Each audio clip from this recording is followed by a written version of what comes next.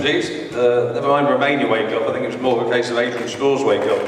Blame it on my 3 o'clock flight, it's still in the morning from Manchester, and nothing like being thrown in the deep end as I have done now, but I have to say, Romania doesn't need to wake up. As far as from what I've seen since I've been here, Romania's wide awake.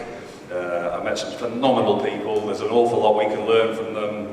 Okay, you've got people from different parts of the world on stage today, but the reality is that we're all one big sporting community, so we can all learn off each other. And what I love, I'd like to take credit for having the continuity of my discussion with the way Edward just talked about networking, because that's what I said earlier on, but actually it was just pure fluke that happened. But yeah, I think a lot of us in the room are here for the right reasons, and that is that we genuinely want to hear what each and every one of us does. Just from my sitting down over lunch and having conversations with people, what's very clear is that there could be ways that we can introduce them to jobs, to projects. It's not all about ourselves.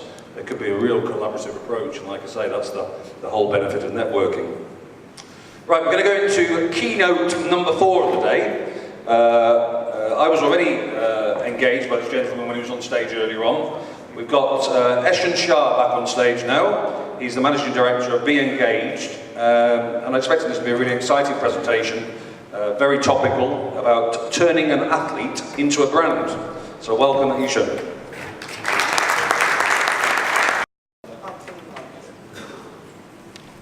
Hello everyone again. Cool, so I've got 20 minutes. I think that should be enough, but I've given a brief introduction into what I do, so I'll touch upon what we at the agency do a little bit more.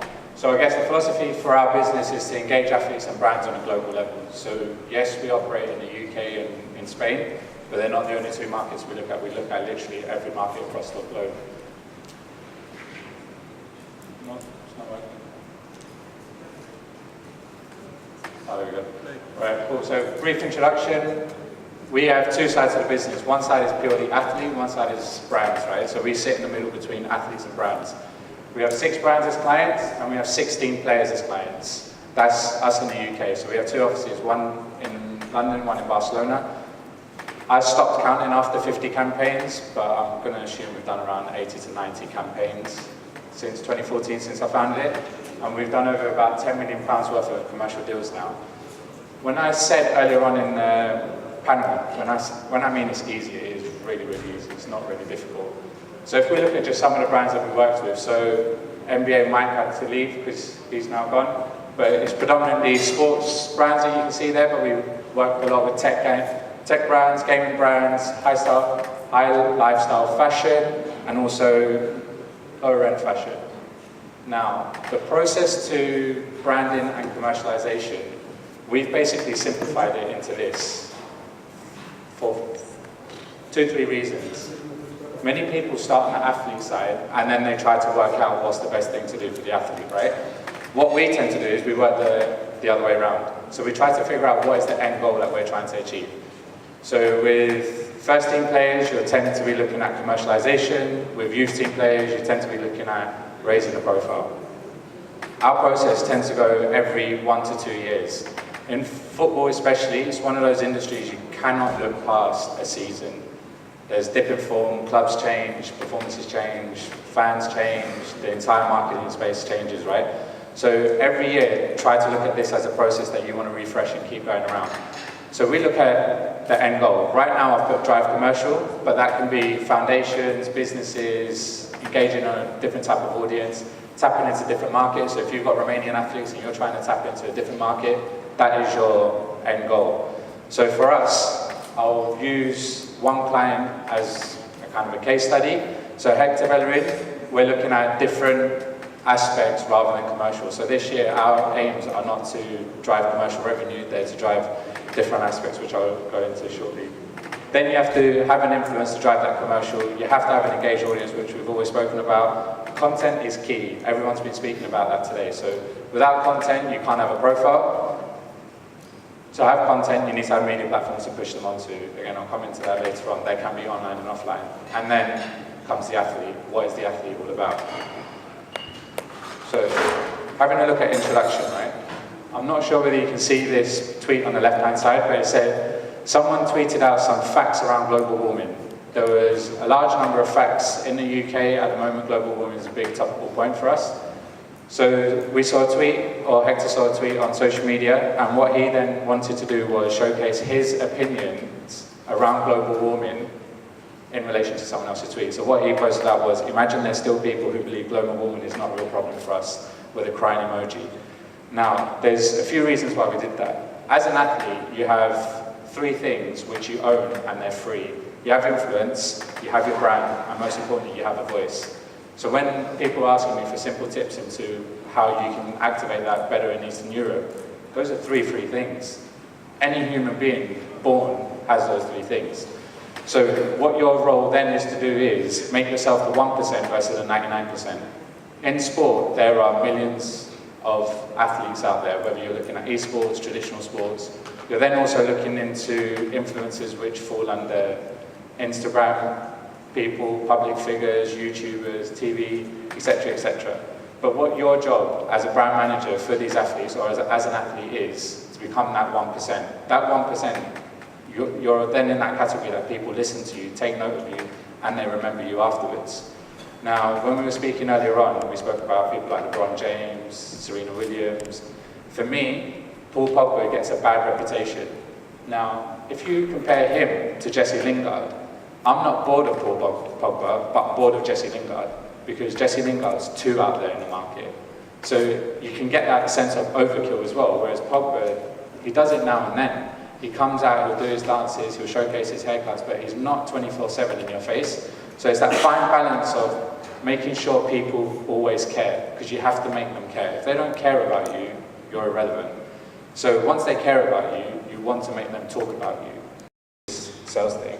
Finally, you have to make us remember. If you don't make us remember, all your work that you've been doing is completely pointless. So that is the fundamentals of what you need to do when you're branding an athlete. So you have to always continuously remember those aspects of it. One big thing within our agency is make sport work for you. Yes, you work in sport, but make it work for you. And how you're going to make it work for you is, athletes are influencers, right? So this post here was after a North London derby.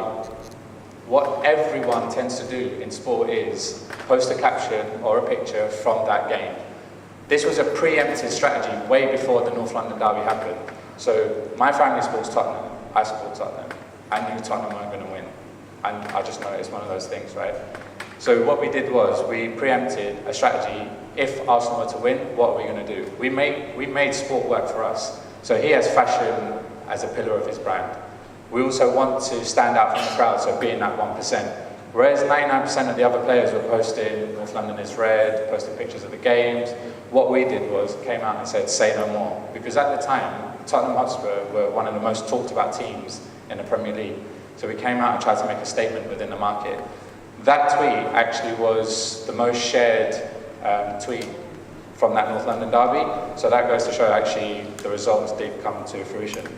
So how influential the athlete is down to them and the team around them. When I say team around you, a brand isn't developed by one person, because you develop then a naive brand which is just built in one section. So our team, everyone works on everyone's brands. We have one key account manager who looks after the player. Then outside of that, we have team meetings every week to say, okay, what are we doing for this person's brand? How are we doing it, etc., etc. Because new ideas, and the more ideas you have and the more challenges you have within your team, the better you can make your athlete. If no one is challenging what you're thinking or why you're thinking in certain ways, you're never going to improve. And like I said, Alex said, and others have said, the quicker you fail, the more you learn. The more you learn, the better you get. So it's not like a switch, right? You can't just flick it on and expect a brand to be turned on overnight. It's like they say, Rome wasn't built overnight. With any business, these guys are businesses. Whether you're a male athlete, female athlete, you are a business. You have to treat it like a business. So why would you think, oh, if I post out a couple of tweets or a couple of Instagram posts, everything's going to change? It's not. So brands really aren't built in a day, but most importantly, brand managers aren't built in a day. In sport, there's a common flaw where people employ people that aren't specialists or professionals in a field. If I'm a footballer and I earn, say, round figure 5 million a year, am I going to employ my friend to manage my money? No. So why would you then get a friend to manage your brand? It doesn't make sense. So brand managers aren't built in a day, you have to continuously learn. So for us, at our agency, what we do is we tend to have a 10% time allocation. That 10% time allocation is there for you to, whatever work we've built, rip it up, start again, and try a whole new process. That's your experimenting time. The more you experiment, the better you get. And there's no simpler way to measure popularity today than social media followers.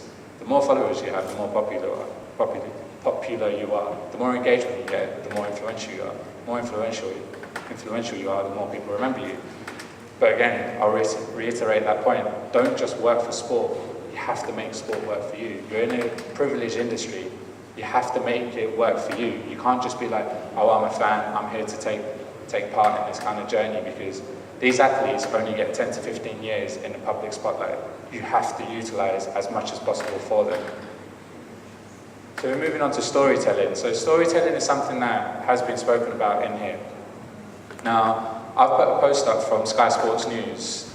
In the UK, we have a big plastics problem.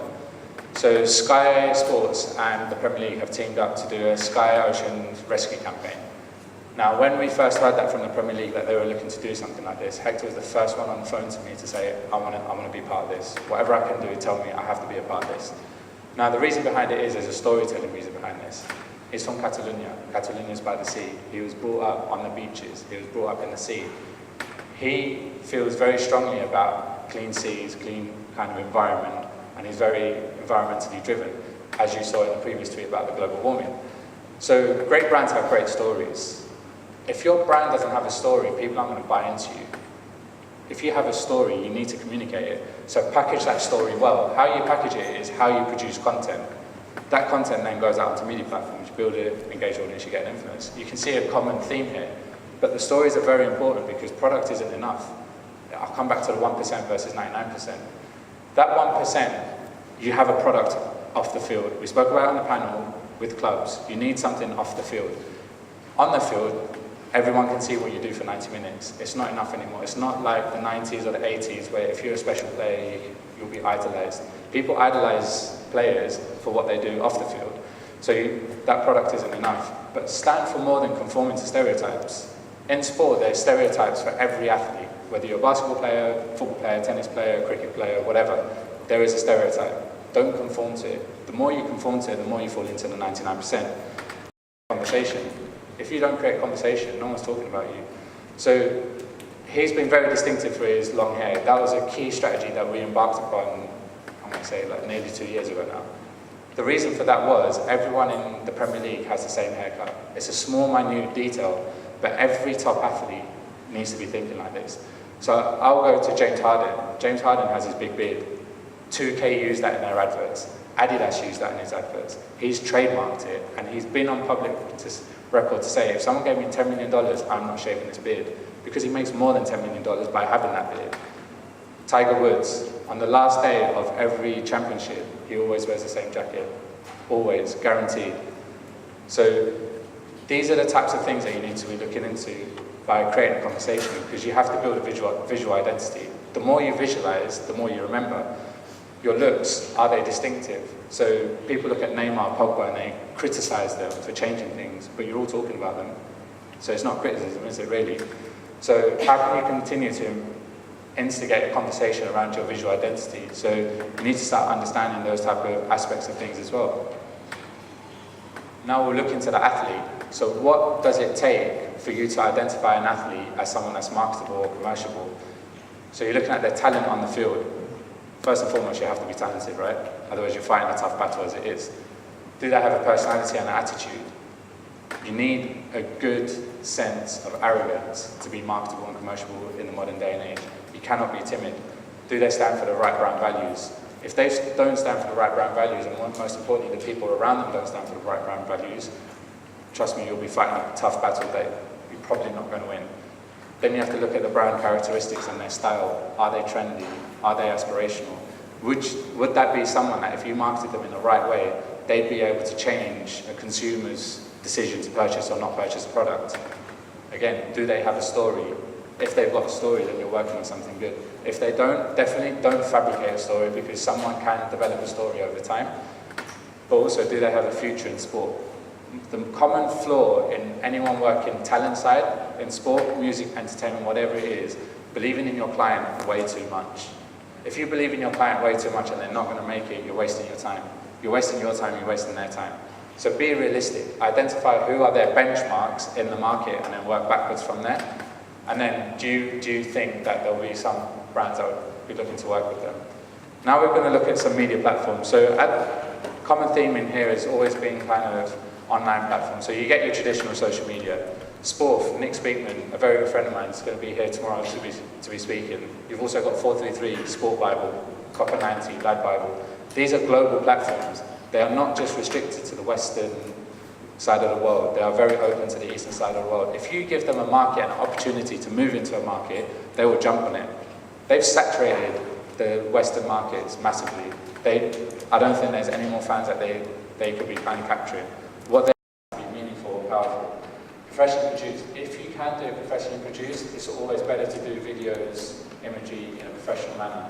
That largely because that drives value with sponsorship content. If your sponsors see value in your content, you're going to get greater and bigger kind of contracts after that. Distribute it to wider networks, so using people like Sport, 423, Soccer Bible, Unilight, they're the types of people that distribute to a wider network. And then user influencers. I'll come back to the process now. So we've spoken about the athlete, the media platforms, the content. We've spoken a lot about the engaged audience. Now we're speaking about influence. So you've seen in previous slides 2 posts. I've literally just picked out 2 posts that Hector did regarding the environment. Off of the back of that interview with Sky Sports News, it was launched at the start of the season. What actually happened was Sky's rollout and their amplification in terms of they were looking at their media platforms there. They sent it to schools, primary schools, secondary schools, so kind of age 6 to 16. They put it into their assemblies. Now, every child watched that video of Hector speaking about what plastics and what the oceans mean to him. The call to action was, these are the ways I, as a footballer, am reducing plastics in my life.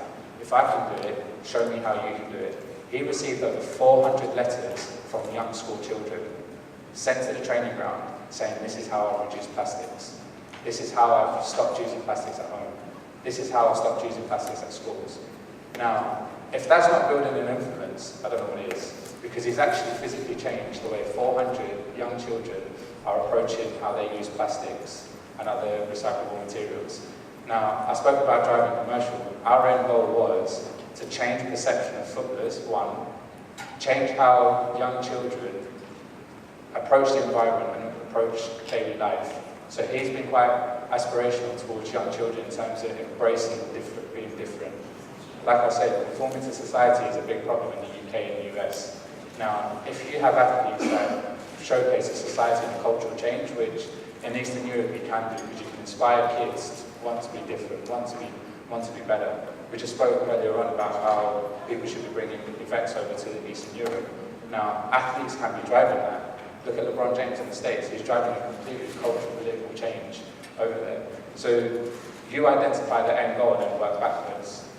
Now, I will touch upon the commercial part of things. So here, I'm not sure whether you can see it, but that's a footballer called Jack Wilshere.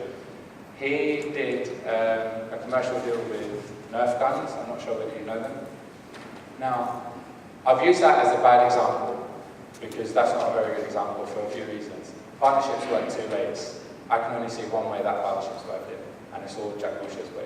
So it's a poorly bit of used content. So as Wim mentioned earlier on, you have a sponsorship fee, then you have activation fee. I'm guessing the activation fee was about £50 on that one.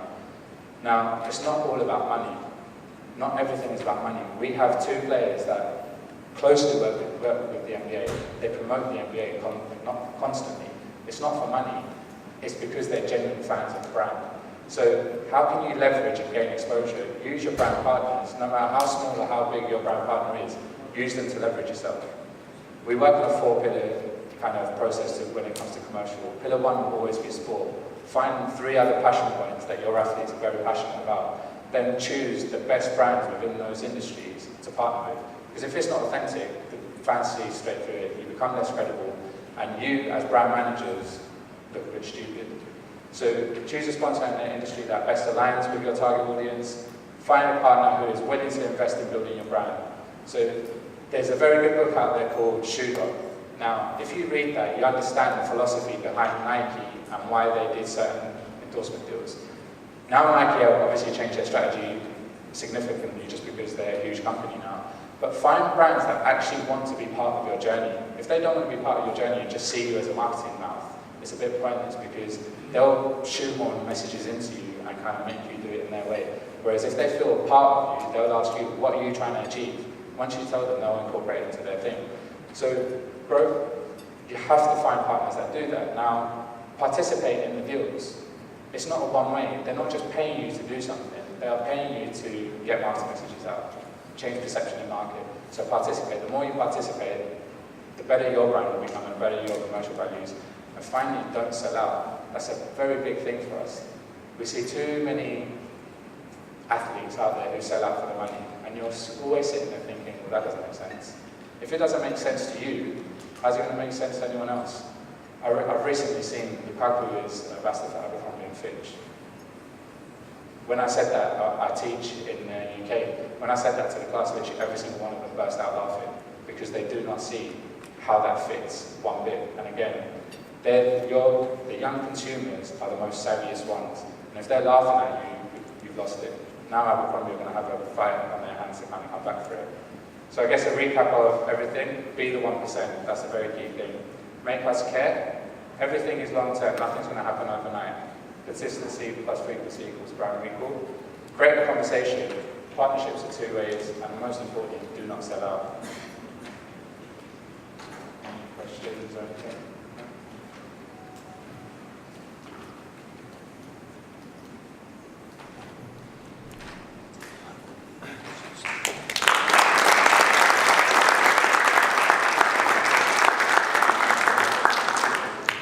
Are we sure we've got no questions?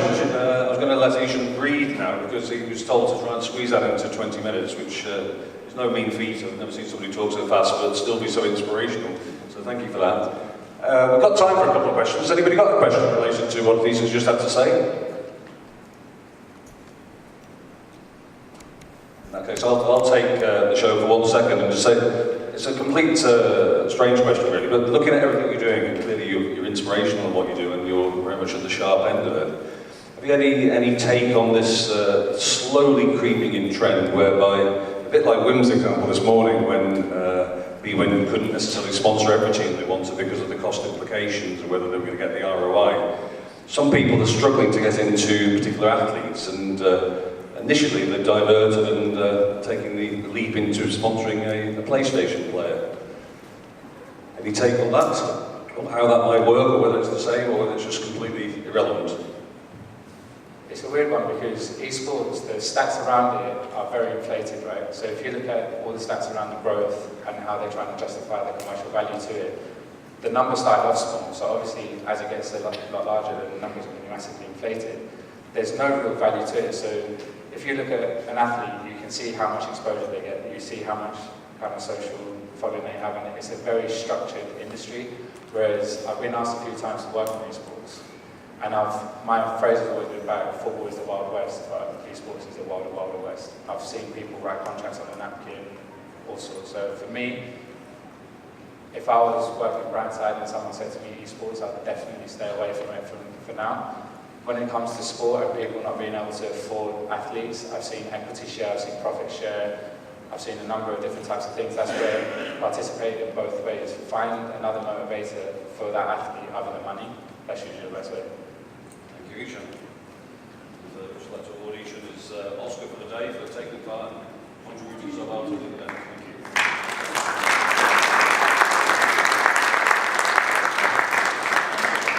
Okay, folks, we're now going on to the penultimate